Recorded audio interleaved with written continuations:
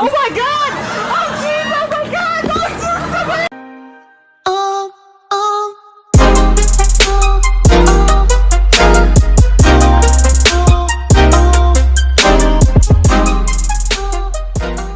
Shall I tell you what really annoys me? You know when you're like dead into a game or a TV show and you just spend your life playing it and you want to kill yourself? Yeah, same. But anyway, what's going on, guys? It's L3 here, and today we're going to be watching the magical I Am a Full-Time Furry by BBC Three. It's a UK channel.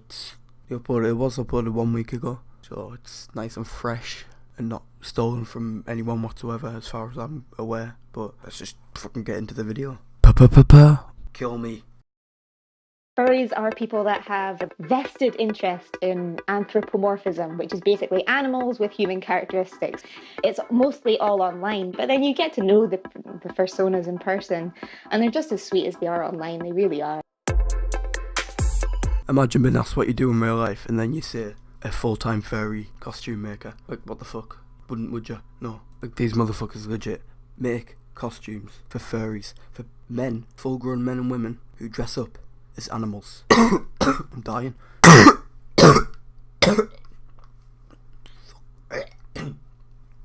It's killing me. I used to work in television. If I had a break, I'd be on like Tumblr looking at fursuits. During the summer, like I kind of worked on my first head, got it finished. I was actually really impressed with my first one, so I thought, let's give it a go. Let's try it. A lot of furries have one particular character that is kind of a representation of them or who they would like to be. How can you represent yourself as an animal? Like, personality-wise, how are you supposed to represent yourself as an animal? Just doesn't make sense. Like, oh yeah, I'm gonna represent myself as a fox. Nah, it's just a bit gay. Or something that has all their perfect qualities and none of the negative, etc. A male customer asked me if I could create breasts for his suit. So Jesus Christ, it's getting a bit weird now. A male wanted a costume with breasts on. Okay.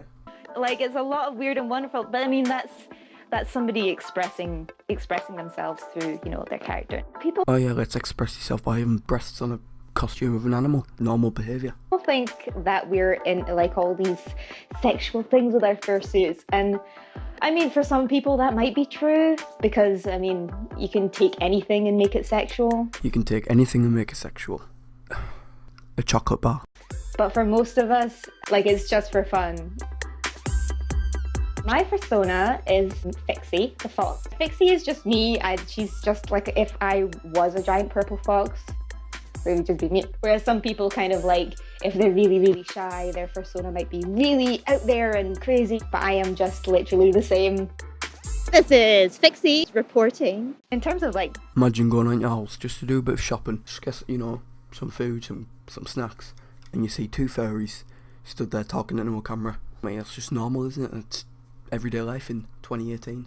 Group politics, it's just a very free and open space. I find that a lot of furries kind of fall into the homosexual kind of category. I identify as bisexual, whether you're gay, straight, or if you're black or white or anything. Because you have this costume on, it takes all of that away. There's no stigma attached to you. Nobody bats an eyelid to who you are. Thank God for subtitles, because I have absolutely no idea what this full-grown woman in an animal costume is saying.